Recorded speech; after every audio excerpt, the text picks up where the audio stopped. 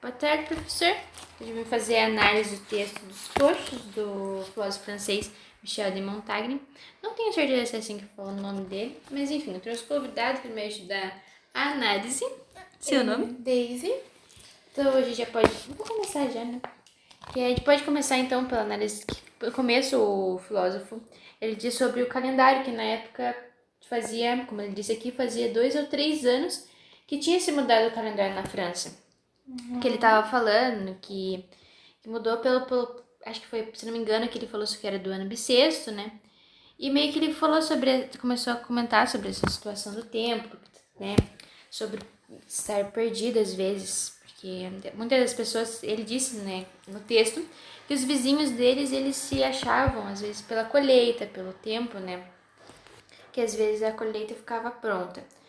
Então, nessa parte, a gente meio que entrou no questionamento sobre o que era o tempo. Talvez não fosse o ponto da questão, mas na hora que a gente estava lendo para fazer, né, o pequeno roteiro, a gente meio que entrou nessa situação do que seria o tempo. Porque o tempo é muito relativo de mim pra você, de você pra mim. Porque, né, você tem o seu próprio tempo biológico, eu tenho o meu. E, né, o que seria realmente o tempo? Porque o tempo a gente sabe que foi uma criação humana pro ser humano tentar ter controle sobre a sua vida. É verdade. Daí a gente pensa nessa situação, porque e se não existisse, entre aspas, o tempo? Seria o que o humano provavelmente criaria ele novamente, talvez de uma outra forma. Então quer dizer que essa necessidade que a gente sente pelo tempo transforma ele real? Eu acho que não, porque, né, acho que o ser humano, ele criaria o tempo de qualquer forma, porque o tempo, né, já vem muito antigo, a criação do tempo, mesmo não chamando tempo naquela época. Sim. Ele viria porque o ser humano, ele quer ter a sensação de autocontrole que ele não tem, porque o seu autocontrole depende do seu autocontrole pra mim conseguir ter o meu. Só que se uma pessoa não tem, ninguém mais tem em volta dela. Então, o tempo seria uma coisa muito relativa.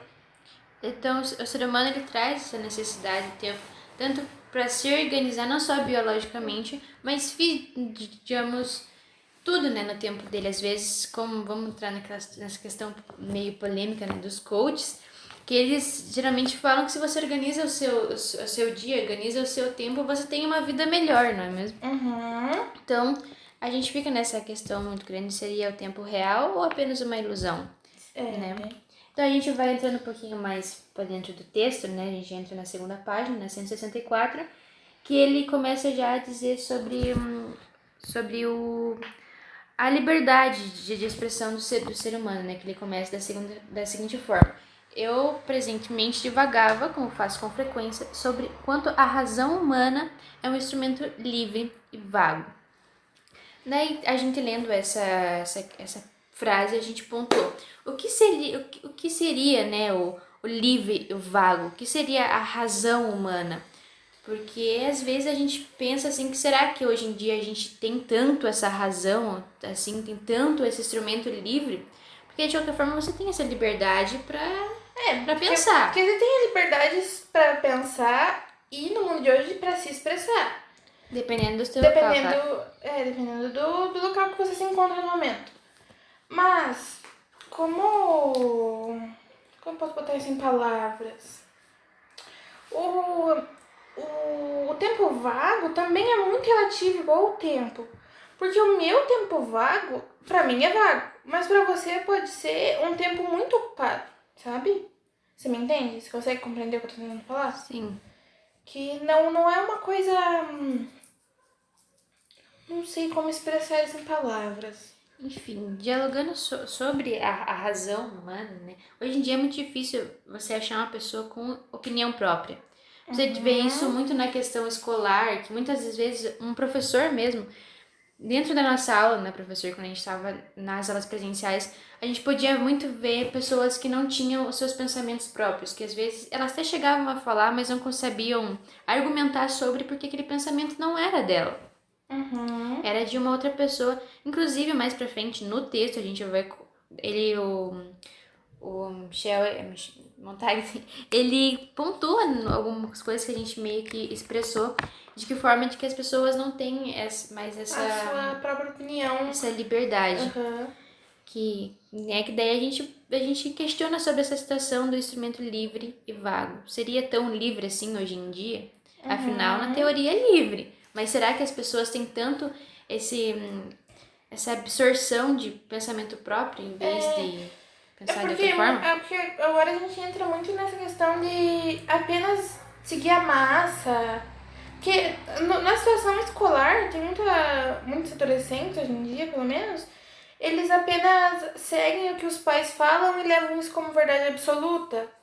Então, aí a gente já vê que não tem mais a parte de ser livre e vago.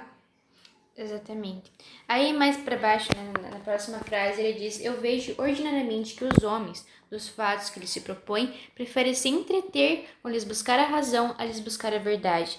Eles deixam a eles coisas que se divertem em tratar das causas. Nessa frase eu comentei, inclusive, com ela, eu lembrei muito de uma frase do Sherlock Holmes, de um dos livros dele, que ele disse da seguinte forma: é um erro formular teorias antes de conhecer os fatos. Sem querer, começamos a mudar os fatos para que se adaptem às teorias. Às vezes, formular teorias que se ajustem aos fatos. Aí eu pensei nessa questão. Você às vezes acaba se divertindo tanto fazendo essa tua teoria que às vezes você esquece que você tem que lembrar do fato para fazer a tua teoria, não fazer uma teoria que tem que necessariamente se transformar o fato, né? Porque se você não tem o fato, você não tem a teoria. Se você não tem um dos dois, você não tem os dois. Exatamente. Você não tem uma coisa composta. Eles se completam, mas um é um pouco superior ao outro por ser comprovado, né? Porque daí é uma outra questão que a gente entra, o que seria a grande comprovação, né? Sim. Enfim, e mais para baixo, nesse mesmo parágrafo, no primeiro parágrafo, né, da página 164, ele cita a seguinte frase: o determinar e o saber como dar pertence à regência e à autoridade do mestre. E a gente se perguntou quem seria o mestre, né? Seria ele Deus? Seria eles autoridades políticas, autoridades que a gente vê hoje? Ou seria, sei lá, o que o mestre dita, o que seria, sei lá, o que os direitos humanos, a ONU dita? Então a gente pensou muito sobre esse fato e também dialogamos, né, o que seria Deus, né? Porque cada um tem o seu Deus ou deuses. Porque, né, a gente entra naquele negócio de relatividade novamente, porque a sua crença é muito relativa com a de todos. Porque mesmo se você for o catolicismo ele tem várias vertentes. Exatamente. Porque você pode discordar e concordar de várias coisas que o Deus do catolicismo diz. E temos deuses e deuses no mundo, né? Sim, sim. Então, e daí mais pra baixo ele fala também sobre, nessa pequena explicação do texto, ele diz sobre o... Cadê?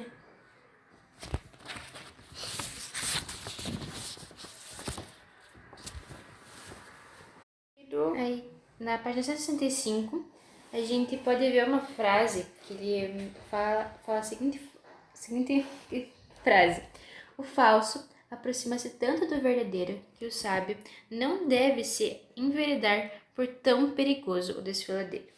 Então, a gente chega na questão, né? O que seria a verdade, ela se aproxima tanto do falso, o falso se aproxima tanto da verdade, que às vezes a gente, como a gente pode ver nas queridas fake news, né? A gente às vezes acaba esquecendo de diferenciar as duas. E hoje, inclusive, a gente questiona, fala assim, quem seria tão...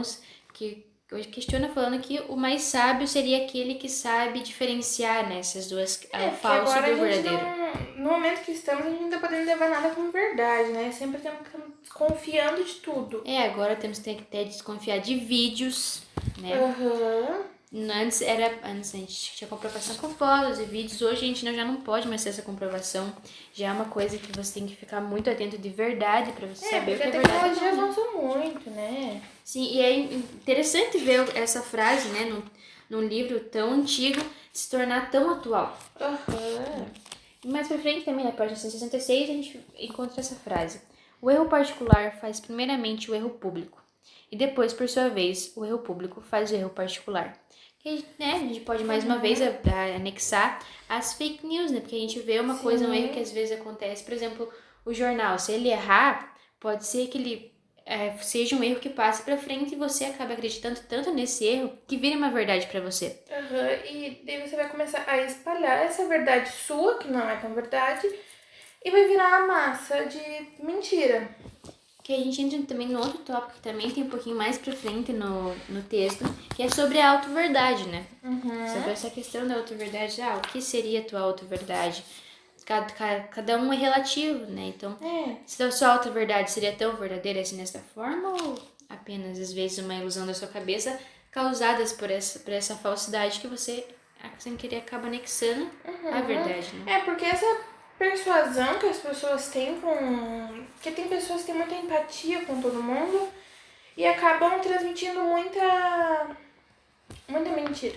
Podemos dar de exemplo o nosso presidente, que ele tem empatia com muita gente do nosso país.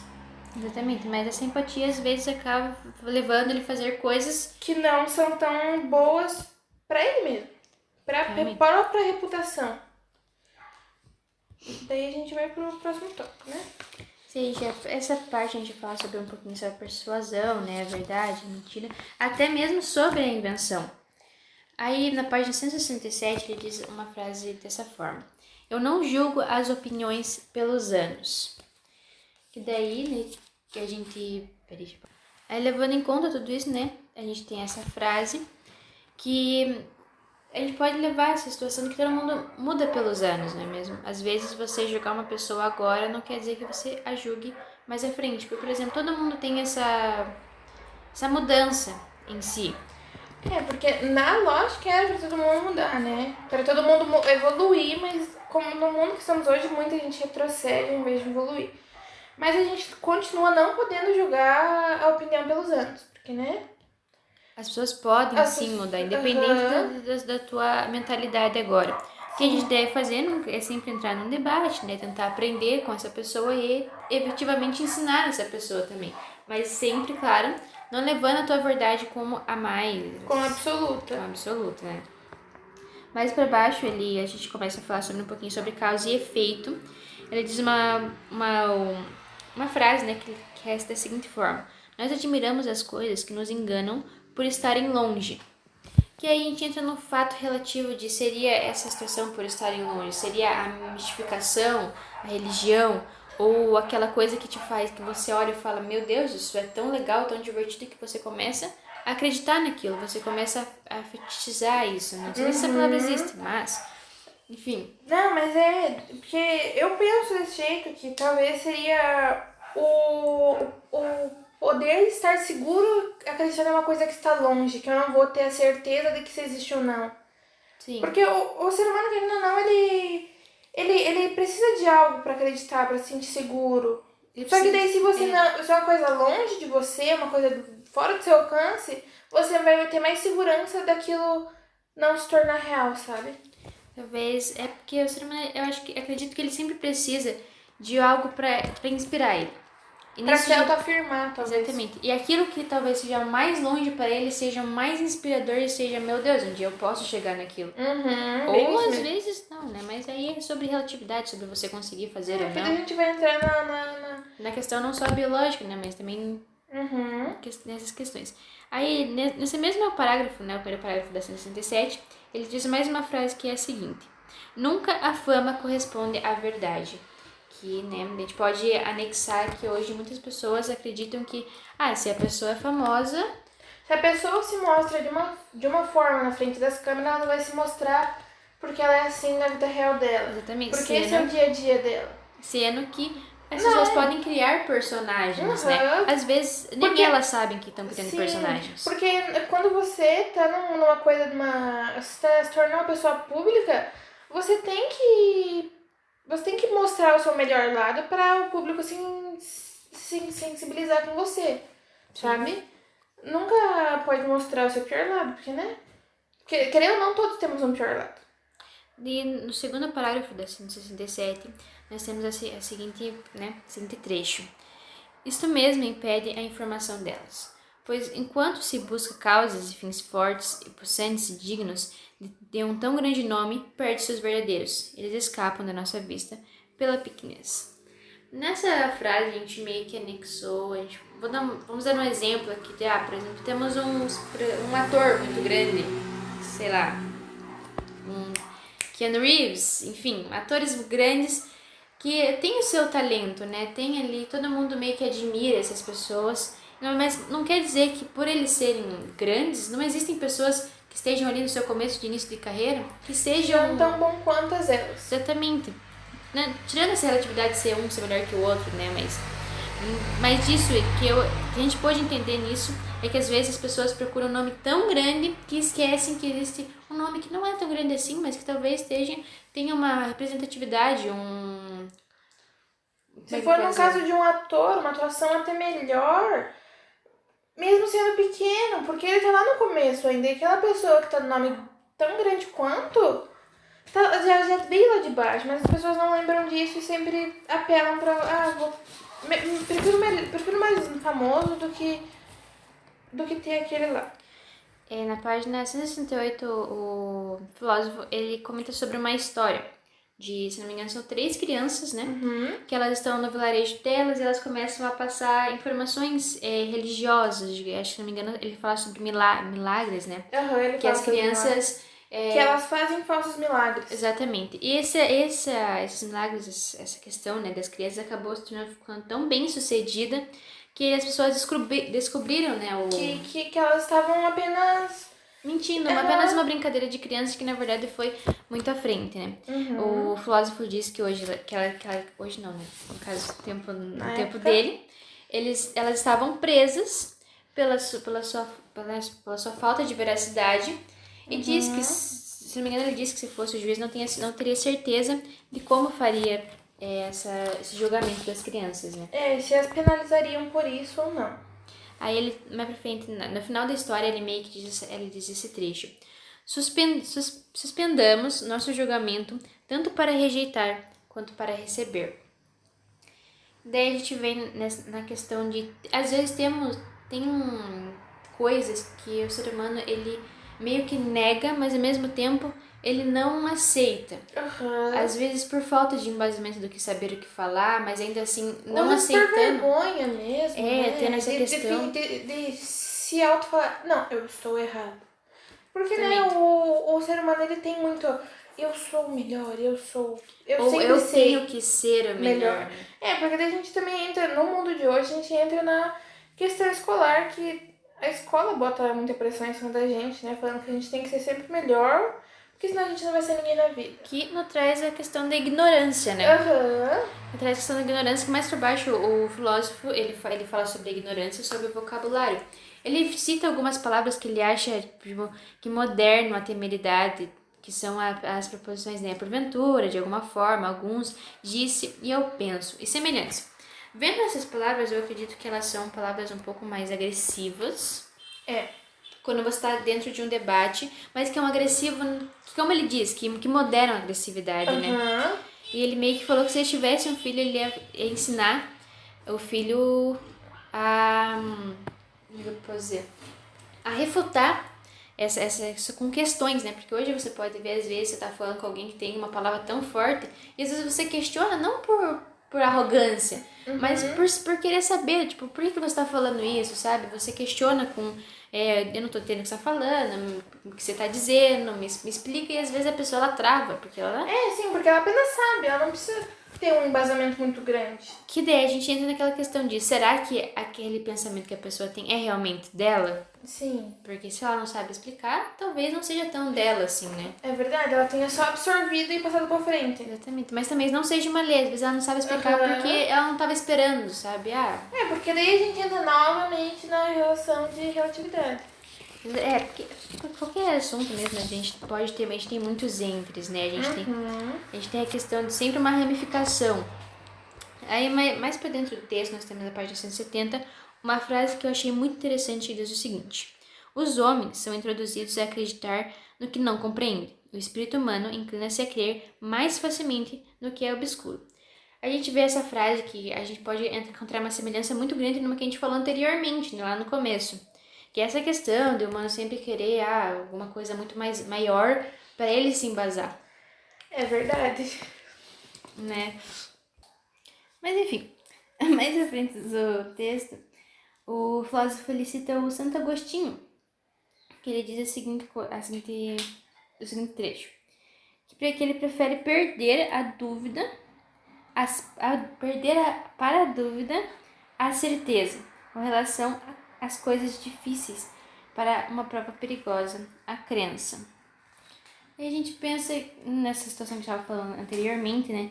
Que às vezes a pessoa prefere ficar na dúvida do que... Porque sempre é melhor você ficar na dúvida do que você se embasar numa coisa e falar como aquilo pura verdade.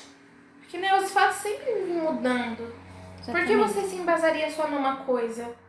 Então, eu acho que ele fala muito sobre isso, de você só... Melhor você sempre ficar com o pé atrás do que se embasar naquilo 100%. É verdade. A gente pode entrar na situação das auto-verdades, né? A gente tem nessa questão das auto-verdades, a gente entra na questão da autoconfiança também, né? Pra você ter uma verdade e você conseguir falar sobre ela, você tem, querendo ou não, você precisa de uma confiança estabelecida, né? É verdade. Porque às vezes tem gente que tem essa insegurança de dizer que precisa, a vergonha, né, de não conseguir falar o que tanto quer. E às vezes acaba ficando ali quieto na dele, sendo que às vezes o pensamento dele poderia mudar em alguma coisa, né? Sim, porque sempre, por mais leigo que seja o pensamento, ele sempre vai ter algo a acrescentar. Exatamente. E se não tem, pelo menos, se não tem a acrescentar para as pessoas, pode acrescentar a ele. Né? Pra ele aprender, né? É sempre uma soma, assim, de pensamentos. E na página 63 a gente tem a seguinte frase. Eu não tenho verdade, eu não tenho vergonha de confessar que ignoro o que ignoro. Então a gente pode ver nessa situação da autoconfiança, dele estabelecer que assim, eu ignoro realmente, sabe? Ele tem essa imposição sobre ele, sobre a verdade dele, sobre o que ele pensa, né? Que é... É, bem isso mesmo. Que às vezes muitas pessoas têm essa inveja, né? De, putz, ele é tão confiante, eu queria tanto ser sobre ele. E daí a gente entende que talvez seja por essa confiança, por tanta confiança que essa pessoa passa, muitas pessoas têm um pensamento fraco. É que só que, tipo, a gente entra no efeito manada, né? Porque se aquela pessoa tem aquela autoconfiança nela mesma, a pessoa que não tem essa autoconfiança nela, ela vai seguir aquela pessoa por querer ser ela um dia, sabe? Por querer ser igual a ela. Daí fica uma coisa, né, da pessoa não tem um pensamento próprio, que é muito ruim, né? Porque toda pessoa deveria ter um pensamento próprio. Tanto porque até acaba sendo melhor pra ela, né? Ela acaba se autoconhecendo, sabendo o que faz ela feliz de verdade, né? Aí, na última página dessas três que estamos analisando, que é a 175, o filósofo, ele cita a história de Esopo, que é, né, a história que ele estava sendo vendido com outros dois escravos e que o comprador pergunta para os dois escravos e para ele o que eles teriam a oferecer, né? Os dois escravos, eles dizem algumas situações e o Esopo disse que não sabia nada, porque os outros já tinham tudo, né? Já sabia de tudo. Tem aquela relatividade do o que seria o tudo, né? Mas enfim, voltando, aí o filósofo, ele meio que assimila a escola de filosofia. Ele diz o seguinte trecho sobre a escola de filosofia. O orgulho daqueles que atribuem ao espírito humano a capacidade de todas as coisas causa em outros por despeito e por emulação. Esta opinião não é capaz de coisa alguma. E a gente entra naquela situação de, sempre o que ser superior, né? Sempre o ser humano tem aquele negócio de ser superior um ao outro e querer subir pra cima e sempre ultrapassar, sempre ser o melhor. O orgulho, né? Sempre querer ter, sempre a minha verdade é só essa. A minha verdade é certa. Minha verdade é certa, você tem que seguir o que eu tô falando, porque senão você, sei lá, vai se dar mal na tua vida.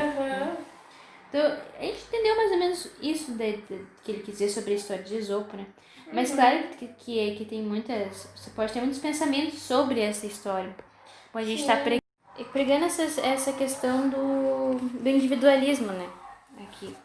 Mas enfim, a gente chegou já no final dessas 14 páginas que a gente fez a análise. Foi uma análise rápida, né? Porque também para não ficar muito monótono. Muito longo, né? Sim. Muitas das coisas que a gente talvez pensou fazendo roteiro, a gente não falou agora, porque Ficaria muito... Também ficaria muito longo, né? É verdade, uma coisa meio assim, monótona de escutar a gente falando demais. Mas enfim, a gente falou os pontos que a gente achou que foram mais importantes. Provavelmente a gente deixou passar algumas coisas que deveriam ter sido importantes também, mas é que, né, foi mais essa questão de mesmo reduzir ao máximo pra conseguir falar em menos tempo na gravação. É verdade. Mas enfim, obrigado por escutar, professor. É isso aí. Tchau, até mais, porque atividade.